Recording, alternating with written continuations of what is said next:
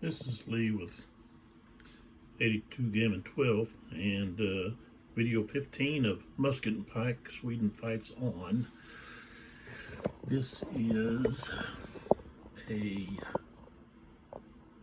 production by GMT, and the game is designed by Ben Hull, and this was a remake, a reprint, and they combined two of the older games, I guess, into one box, and that was the 30 Years' War and the First English Civil War. So you end up with 11 battles, and this new edition with new counters and I guess maybe some changes in the rules. I didn't play the original, so I don't know about that.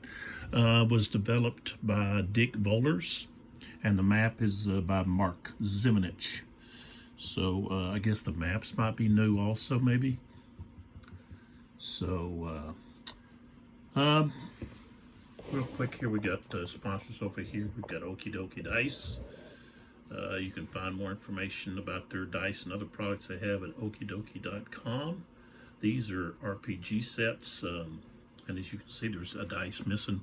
That's because I've been using them for this game. GMT is great about providing dice, good quality dice in their games, and it came with a blue and a red, and I just decided to use these. I've got the pitch for the Okie Dokie Dice Company, so I decided to use their dice, and they make fine quality dice. I find them to be very smooth and easy to read, for one thing.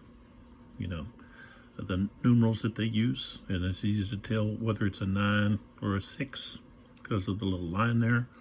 But also I like the color and the marbling, and they're smooth on the roll.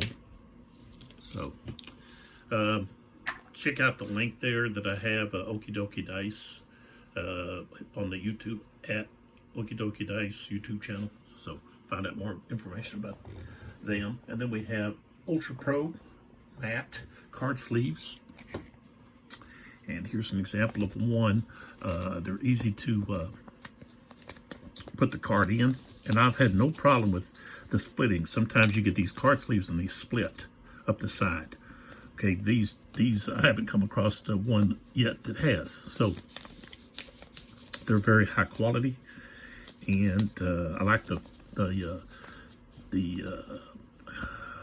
color background on the back. Some people may not like that because it covers up the artwork on the card, but it's just protecting the card, and you can get different colors. You can match colors with like, you know, if you got the Germans, you use a black or a gray. If you have the American Army, you can use green or all over, you know, different colors that they have, so forth. Russians, red, so forth. So I don't have cards to use in this game, so I don't need these for this, but other games that I have. So that's Ultra Pro. You can find them at ultrapro.com, and also I'll have the link for them as well. So now back to the game here, the simulation that's going on, and what I'm going to do is I'm going to end this here battle, because really we're looking at the butcher's bill. Okay, these units right here down in this little spot right here don't count. These are the units that pursued off map, so they don't count as losses. Okay, so looking here, we've got 19 formed cavalry units that are lost. That's 10 points each. Okay, it's not how many strength points they have, or anything. It's just the units, okay, themselves. Each one is worth 10 points. Okay, so right there, the Swedes have lost 190 points. That's how hard to rebound from. That there is going to be the main reason they've lost this battle, because of all the cavalry losses. They only lost so far 4 two-hex heavy infantry units, which are worth 10 points each. Okay, so that's 40. Now you're at 230. Okay, musketeers, they don't, light infantry doesn't count. But the other thing is the leaders. We've got 1, 2, 3, 4, 5. And you multiply the rating of the leader. So a -1 becomes 1. Okay, so 1 times 5 is 5. So they got 5 there, 5 there, 5 and 5. So that's 20 points there. And then the big loss we have, which they could recover, okay, are these 4 artillery units. They're captured, okay, and they're 12 to 24 pounders.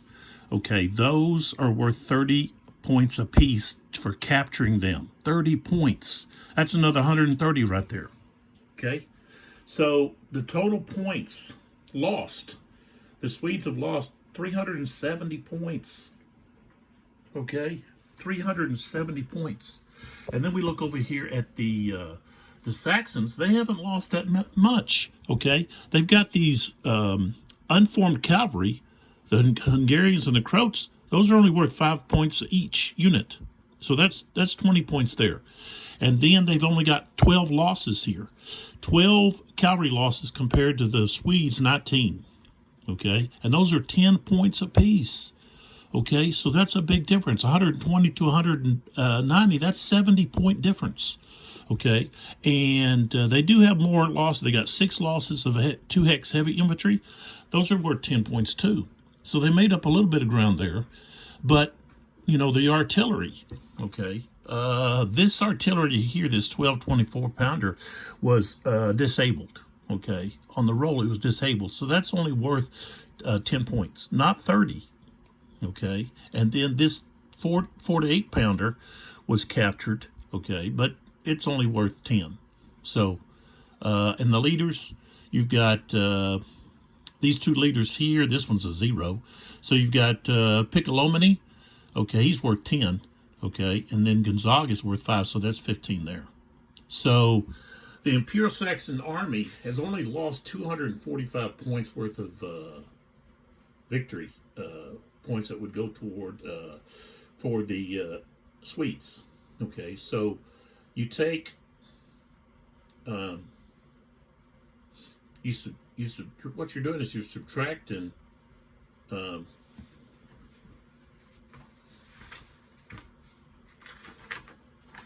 back over here a second.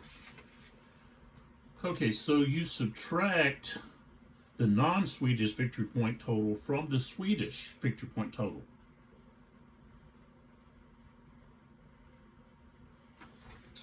That's 125.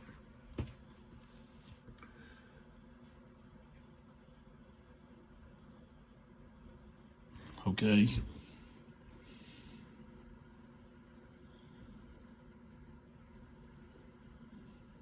Well, no. I don't do it that way. You have to subtract. Okay, so you're subtracting the Swedes.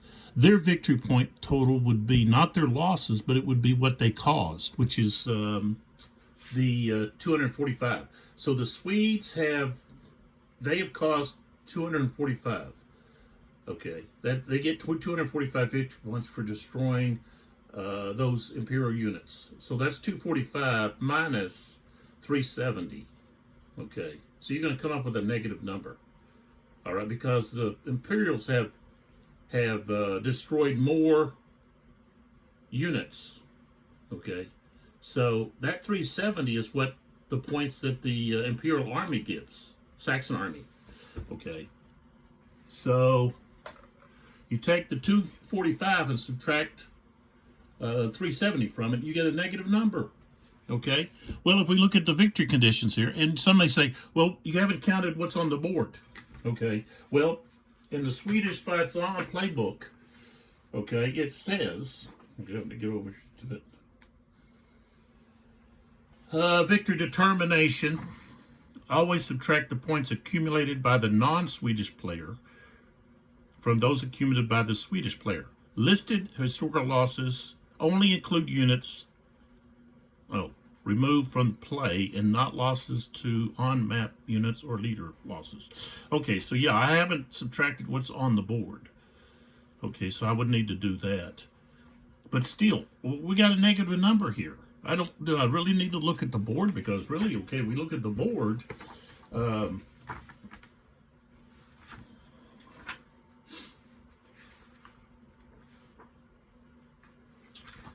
We're not going to really get that many points from looking at the board. Okay, but it says 79 or less. Then I'm just going to point out the victory conditions here, right here. Okay, so move this guy. So right here, negative is going to be way below this 79 or less. Decisive imperial victory. Okay, and if we look at the board here, okay, pull back here, and we start thinking about the board. Okay, all right. So on the board. For each casualty point on unformed cavalry units still on map.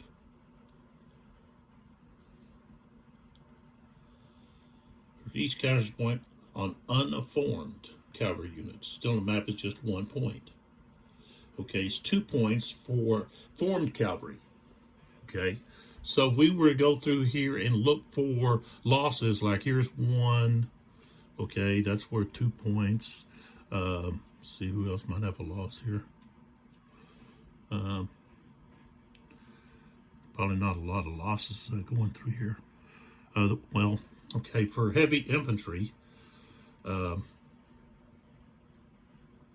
it's just worth 1 point. Okay, so there'd be 6 points here, and I know this guy's lost quite a few. That's 5, and that's 3. So that's 8. Okay, there's not that many losses on the board. Okay, there's another one right there. You know, there's 1. That would be worth 2 points, but there's not that much to. It's not enough to reverse the victory. Okay, one thing that the Swedes could do is to even things up a little bit. Is come and recapture this, but they're still going to be in the negative. Okay, that's 120. It's a negative 125. And remember, we go back over here to this victory condition requirement. Okay, see, even if they got to -5, that's still going to be a decisive imperial victory. And what the losses that are on the board are not going to make up to get up here. There's not 120 more losses on the Imperial-Saxon Army than on the Swedes. It's pretty even. Okay, so it's going to stay down there at the negative. It's going to stay down here. It's decisive. Now you can say, well, it's only turn 7. Okay, we could keep fighting.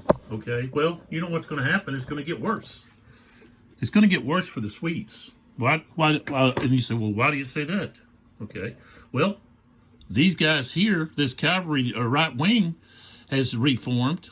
Okay, and they're building back up. They're in rally. Okay, these guys over here don't have the cavalry to be able to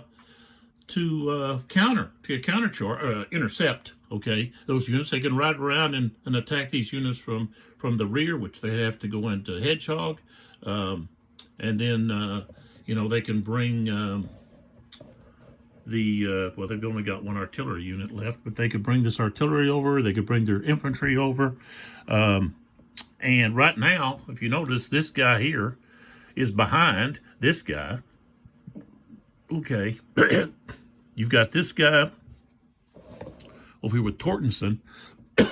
But we count 1, 2, 3, 4, 5. There's 5 two-hex heavy infantry. Okay.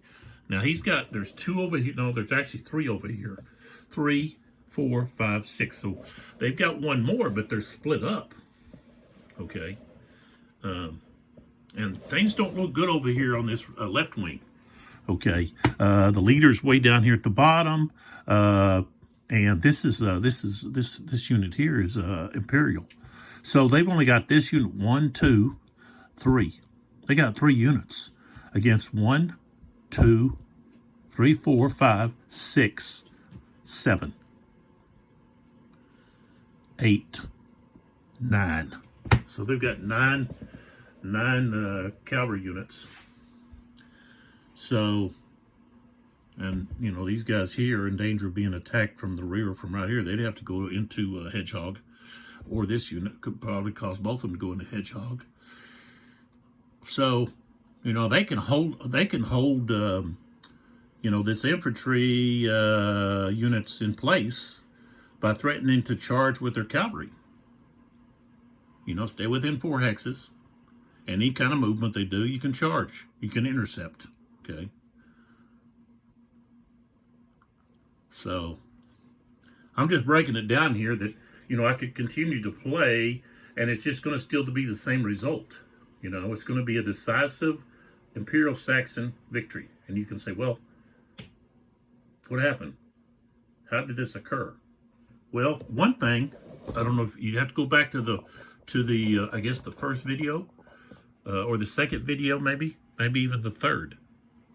And you'd have to look closely at, well, it'd probably be in the first couple of videos, at what happened on this left wing. The Saxons, Imperial-Saxons, were soundly defeated historically on this left wing, okay? Their left wing, the Swedes' right, okay? But in the game, this simulation, that didn't happen, okay? One thing was we had a preemption over here that took the initiative, okay, away from the Swedes. You know, historically, they caught them basically with their pants down over here. They weren't organized. They were still, I think they had traveled a little bit or something, and they were not ready to fight. And the Swedes just pounced on them.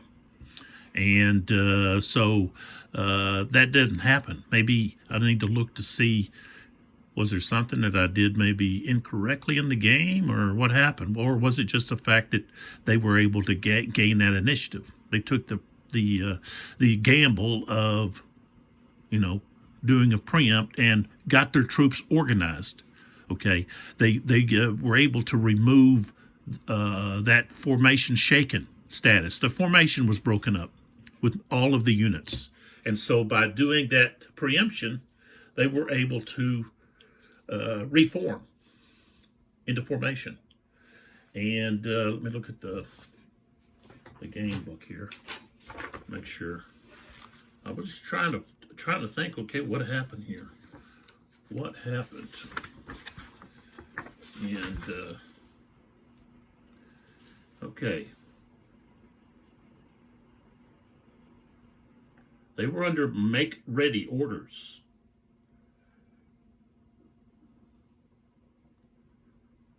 And I think I changed them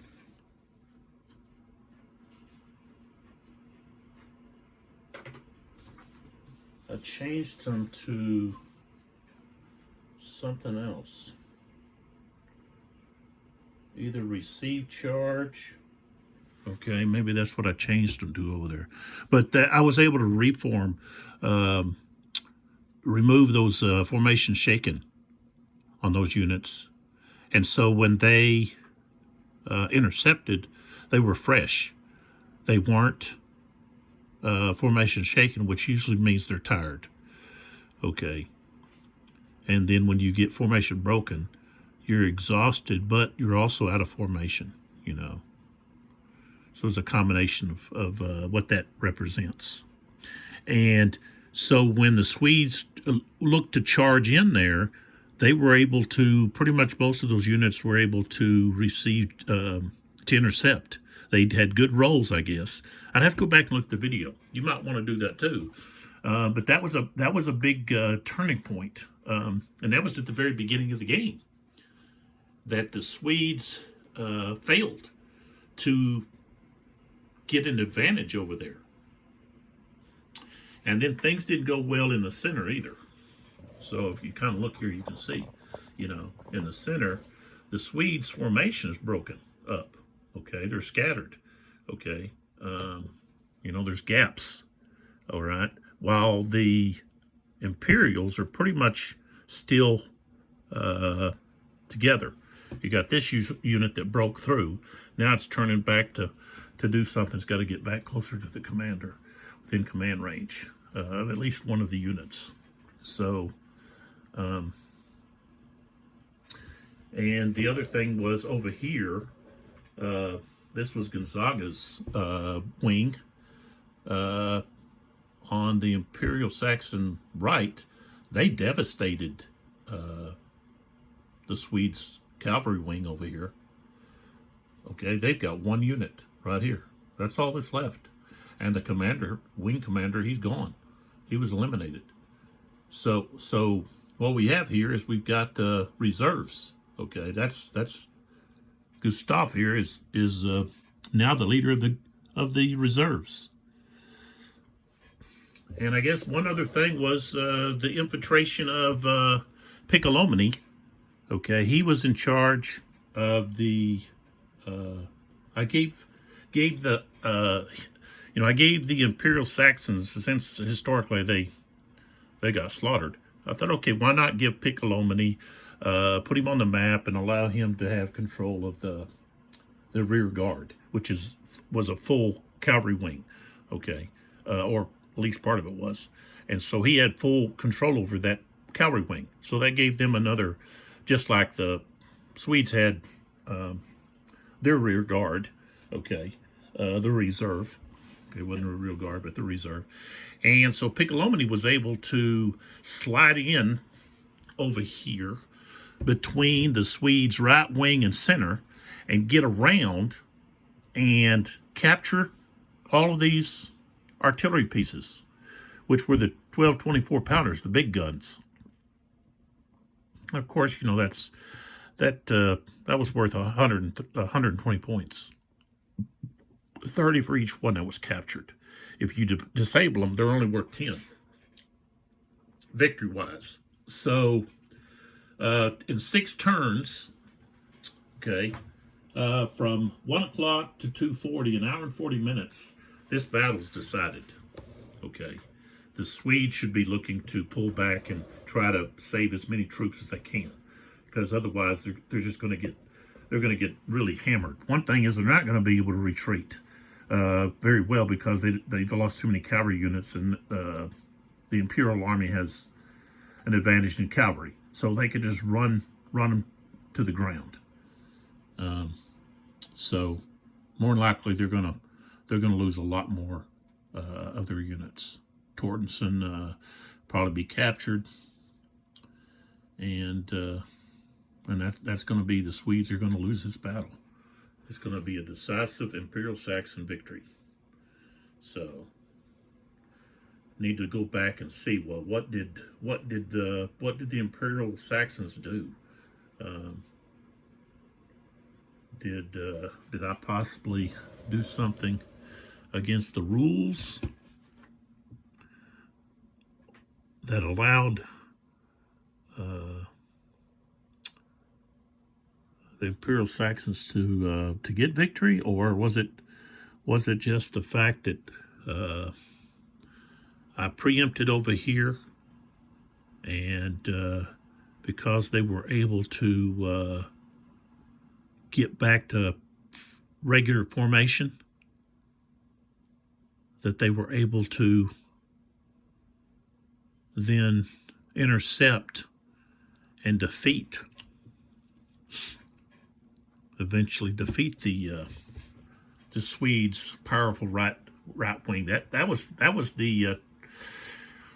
the Swedes. They won the battle right here early on, historically, okay, but not here.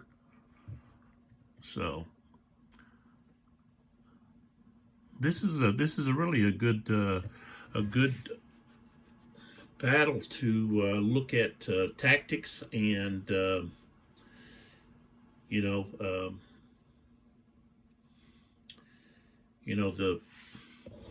fact that here it is, the 1600s, almost the mid 1600s, and they're still fighting formation wise like Alexander the Great. You got your pikemen in the center and cavalry on the wings. And In those battles, the cavalry, defeat one wing or the other, and then they just circle around and attack from the rear, so that the pikes are being attacked from two directions. It was the hammer and anvil. The heavies here are the anvil to hold the enemy, and then the hammer is the cavalry. You put your strongest cavalry on the right. Okay, your strongest arm, or strongest wing, I guess, on the right. And your opponents did the same thing. So their strongest would be on this side. So it's whoever could defeat the other's left flank first could swing around and join in the fray in the center and get the victory.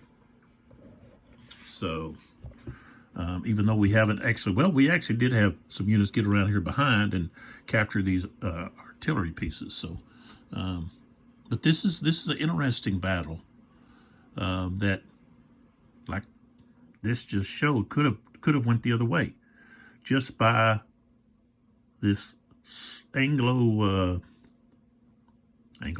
Imperial-Saxon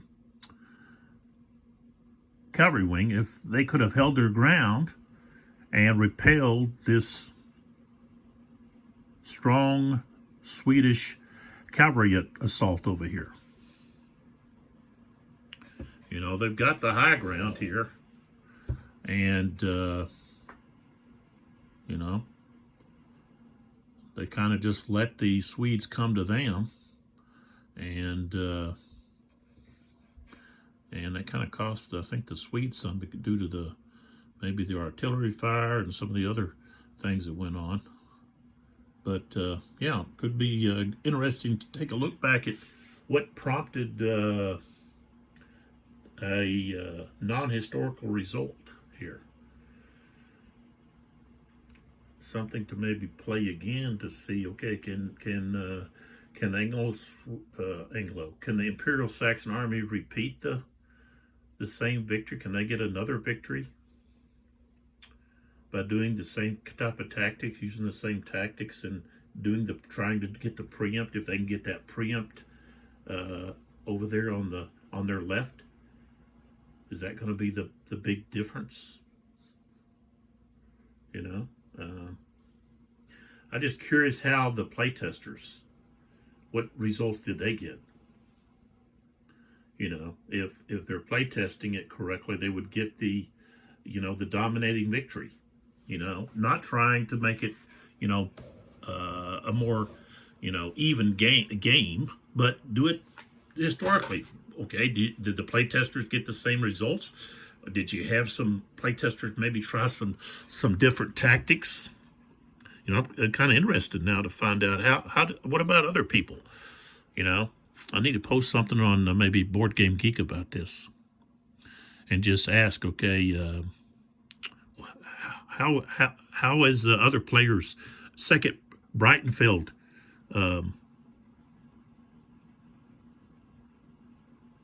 ended up? How many times did they get a decisive imperial victory? So I've had really a good time with this. This is my second attempt on playing this Musket Pike. The first one was with Nasby, and I know I screwed some things up, just like I did in this game a few times with just unfamiliar with the rules. There's so many things that are different that I'm not accustomed to. I'm not saying that they're bad or there's something wrong with them. They're just different, and so it's like a learning curve. That's why I think, well, you place this on a not difficult, but it's above average. It's not an easy or a moderate game in difficulty. I think it's above average. So, and maybe that's because I've been playing games since the 70s, the 1970s, and you know, I'm accustomed to certain things, and when I come across things that are a little bit different, you know, plus I play a lot of games, and all the rules and everything sometimes get mixed up in my head, and I'm thinking this and thinking that, and you know, another thing that you don't have that is really, I think, you don't need is the zone of control. You know, you've got the reaction of the units. They can react when their enemies are moving or even firing. You know, you can fire back. If somebody fires at you, you can fire back at them. You know, so I like that. There's so many aspects, okay, of this game system that I really like and enjoy. And you know, they use some different terminology. I'm used to like you know, with the Napoleonics, you know, a reaction charge, you know, saying, you know, instead of an interception. But you know, it's the same, but you got to use the terminology for the game, for, you know, be sure that players that are looking at your videos are not getting confused, because you're calling it, you know, a reaction charge when it's not. It's an interception. So, which is the same thing, but you got to use the terminology. So this is I recommend this game, not to newbies. Okay, you need to cut your teeth on something a little easier. But people that have some experience, they've cut their teeth. You know, this is a great game system. And, you know, I don't know a lot about this time period. I've got very few books on this. But I have picked up through the years other games that took place around this, you know, in this era, okay, Musket Pike era, and I just wasn't pleased with the play. And this, I highly recommend this game. I think a lot of the tactics and the mechanics in the game do a very good job of recreating the historical combat of the time period, and that's really, you know, I'm not an expert on this time period, so I can't, you know, I can't say, well, this is the definitive, but I can say that, hey, this is you know, this does a good job of recreating, you know, the tactics and so forth. And I like the fact, hey, it's bloody, you know, and it's not all that, hey, you know, the units that are eliminated are not all killed. They're wounded. They're ones that run away, you know. So it's just losses that they're no longer on the field to fight, you know. Or if they're on the field, they're unable to fight. And I like the command system. I think, you know, I think pretty much there's, you know, everything about the play, the rules. The rules are very well written, and the charts. I really like the charts. I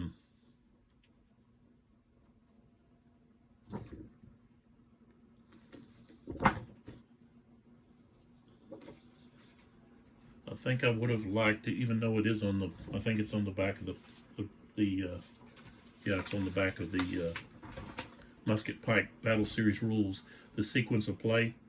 You know, it'd be nice to have this. This is a chart with the fire combat procedure, close combat procedure, and then the morale stuff. You know, you got to look up, like, when you have to roll for morale. All right. That would have been a good on the back of this chart. If this was a chart, you had that, so you'd have just another chart. Okay, which I find there's nothing wrong. Hey, put another chart in there. You know, because there's not any. You have to look. You have to. You got this determining victory here. On here on the as a chart, but you don't have the morale. When you actually would roll for, you got a casualty, now you got to roll for your morale, things like that. I have to go right into the middle of the book. I've got to go into two different places. Okay, so I've got to go here, which is the fire combat results table, which is, morale checks right there. And then, I've got to go back over here, right here. Okay, where it says check morale, casualty threshold, stuff like that. That could have been, all of this information could have easily been put on the back of one of these charts here. And, you've got, okay, you've got this here, okay, this here, okay, all right. Well, you've got that right here too, okay, basically, all right. And maybe this could have been put on here, right here, instead of the leader casualty stuff, and put that somewhere else. Could have been easily put this here, condense that, put it right here, all right. And then now you got all this room here, and you don't need this. This is in the book, how often are you going to look at this while you're playing? This is not something you have to have right handy. The morale you do. That's and you got this artillery table. Okay, it's on here twice. Okay, so why do that? You got it here and here. Okay, and then let me just pull it out. You got it here. Here it is. So you've got it twice. I don't understand why they put it. It's on two separate charts. Just take this off and put something else in there. Like morale or something. Okay, so you don't even have to add another chart. You just replace the double that you have here. Okay, the repeat. Okay, and that's just suggestions there. I'm not like, I'm just wondering why they did that.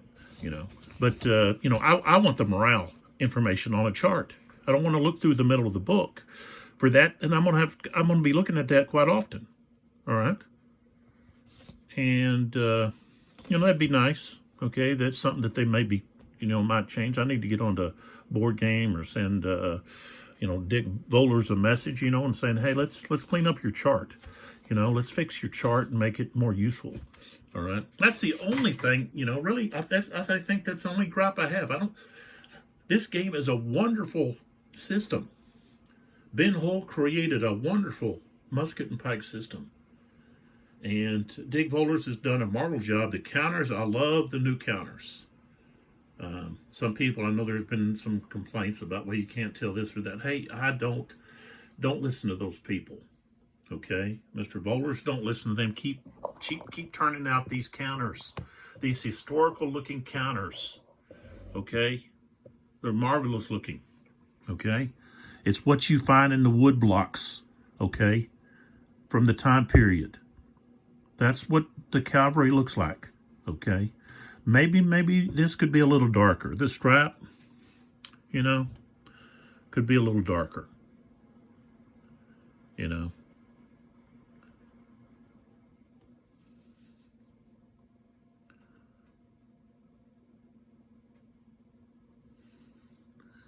And if not that, you could put, cavalry across there, in small letters or something. But, I love the counters. I love the leader counters. Okay, I love the heavy infantry counters. Where you got the pike in the middle, and you got the muskets on the side, and some people say, well, it looks like a boat or something. No, if you look up, it's people. Okay, these are the muskets in here on the side, and this is the pikemen, just like they were Okay, you find this on the wood blocks. This is how they illustrated them. This is wonderful. Oh, excuse me. And I love the fact that they put the B here for Breitenfeld, and they got the C for center. Okay, these counters are, one thing, I think they're visually stunning. Two, the information on them is easy to see and read. Okay, even though the counters are small. Okay, compared to a lot of other counters. All right, and I have to use my tweezers. All right, but I like the look of them. You know, I feel like I'm looking down upon an actual musket pike battle that's going on. And so, you know, I love this system. And I was very hesitant about, which I didn't. As this system came out, I never bought one or played one. And here I've missed out. I think it was the counters. The counters kind of turned me off, I think. I like, you know, this type of counters, or you know, the NATO type counters. And I don't know, I didn't really like the counters, but you know, now a lot of the games have that same type of counter, and I play a lot of those other games, so I guess I got accustomed to it. But I didn't. Well, I saw the artwork and everything prior to signing up for the P500, and you know, plus the thing was, by the time I got interested in musket pike, the games were out of print and they were so expensive. Okay, to buy from a used somebody, or a new, or even a used one, was so expensive. And when this came out, heck, I could get two for, you know, what I would pay for one of the you know, games. And so I jumped on, and I'm so glad I did. I thoroughly enjoyed this game session, and look forward to getting it back on my table after I play some other things. I want to look at some other battles, and I'm excited about the second volume of the Musket and Pike Dual Pack. It's going to have a blue box. Okay, this will be blue here, and then some painting there. And I'm not for sure which two games is being included, but I've already signed up for the P500, and I suggest that you do the same so that it can get printed, and we can enjoy some more musket pike. So get out there and take a look. And I've got the GMT link for the YouTube, which will give you a link for their website. Okay, maybe I'll try to find the link for the P500 on this and put it in the description. So that's the battle here. The Imperial-Saxons have won a decisive victory with the outcome of a negative 125 points, and that's not counting the, you know, what's on the board, the casualties and so forth on the board, but it's going to be pretty much even. So that's not really going to change the 125 that much. The only thing that would really change it would be if the Swedes are able to recapture. But like I said, they don't have the cavalry units to do a lot of moving around.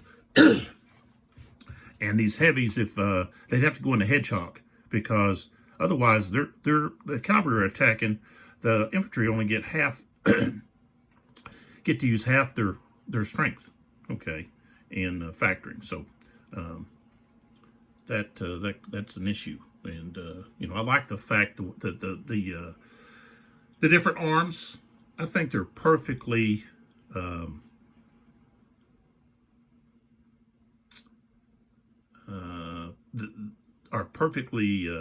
illustrated, or the mechanics in the game cover the different aspects of the cavalry, of the infantry, okay, the musketeers, the light infantry, and the artillery, and so forth. So, like I said, the only thing that I have that I didn't really like, or it's not, it's more of I want, okay, is the charts, okay. I want the morale information on the charts. I don't need the artillery charts on their double, twice. So I suggest you go on to GMT and order this if you don't already have it. If you have some of the old ones, the maps and the counters, I think are superior, far superior than the older version, the originals. So I'm glad that GMT decided to reprint these and to give other gamers out there that didn't get a chance or didn't, jump on the wagon early on, they can jump on now and really enjoy this system. And I don't know if I could say any more praise about the system, but I'm thankful that Ben Hull designed the system, because it's a time period that I don't have a lot of knowledge of, or I haven't played games of that time period, and this is just a fascinating experience in my opinion. So I definitely recommend this game system and these games. So I appreciate your support. Appreciate you watching the channel and checking out the videos. You can throw comments in. I'm not, my responses on here are very calm, and I can take criticism. If you have a disagreement about something, hey, let's find it. That's your view and my view. We can discuss it, but we don't have to change our views. We can have a nice discussion. These are not like my other videos, okay? Those are another side of me, and I don't bring those into this. I'm not going to talk politics on this video, on these videos, okay? I'm just not going to do it. That's not what this is for. This is for, gamers of all political affiliations to enjoy what they enjoy, which is gaming. Military simulation is maybe, I'm an old grown-ard, and so, pretty much all that I do is solo. There's just not a lot of people in my area that enjoy this type of gaming. I have an older brother. He's not into this. He's into totally different stuff. My boys, they grew up with, Xbox. This is not, they just can't, they're more visual type and quick in action and, so forth and so on, with the thumbs moving and everything. Here you move your thumbs, but in a different way. You're just closing, on this is your thumb action. So they don't play. So, maybe I can get a grandkid. I got several grandkids. Maybe I can get one of them I play a lot of board games with them. So I'm trying to hey, here, there's more options than just playing the video games. So I think this is a lot more stimulating, thought-provoking. You use a lot of higher level of thinking doing this than you do the video game and stuff, younger generation needs to get involved in this, more. We need gaming centers, where people can play, and not video gaming centers, but we need like clubs. We need game clubs for the younger generation to come in and play and learn a lot of history. I used these when I was teaching. I taught for 15 years, and a lot of that I was teaching history. And so I would bring these games into the classroom and we would play. That was part of the lesson, because we were, doing a specific time period. And, flat top, the old flat top, Avalon Hill, we played flat top in, let's see, was it my senior? No, it wouldn't have been senior. Would have been, let's see, sophomore maybe? Could have been sophomores or juniors maybe. Anyways, been too long since I taught, over 10 years now. But I brought that in and we played flat top, And I think it's the Battle of Midway, I think. Maybe that or the Coral Sea. I don't remember which one I used. But the fact is the kids really learned a lot, because that game used historical results in the combat charts. Okay. Um, so if you've ever played flat top, you know what I'm talking about. If you haven't, you need to play flat top. It's a marvel in blind play. Where you don't know where the enemy is, you don't know what they're doing, and there's a term for that. I can't think of it right off my head, but you know what I'm talking about. So, but going back to this, I just really think this is a great system, and I need to get it on my board, on my gaming table more often, and I'm excited about the next volume coming out. Okay, the second dual pack. So this is Lee with 82 Gaming 12. I hope everybody's having a happy new year. January is just about gone, and that's the way it's been. The months fly by, don't they? So I hope everybody's having a wonderful, prosperous year, and I'll catch you on the next video. I think we might surprise everybody with something out of the ordinary, but it'll be a game. It's just going to be different than probably anything that I've any other video that I've ever made. And then I'll get back to, I think I'm probably going to go with Tarawa. A lot of people pronounce it Tarawa, but Tarawa was the way it was pronounced. And that would be D-Day at Tarawa by John Butterfield. And that I picked up and found a unopened box from someone somewhere. It hadn't been opened yet. And I had one before, and I got rid of a bunch of games, but now I wanted it back, so I got it. I think I'm going to do that instead of the D-Day at Iwo Jima, and I'll discuss more about that, why, and so forth. But again, just want to thank you for your support. I'm not asking for anything. You don't have to hit like. I don't usually do too much of all of that talk. This is just a video for people that love to play these games, and they like to see them played. They like to be able to say, okay, I want to watch someone play this so I'll know what it's like.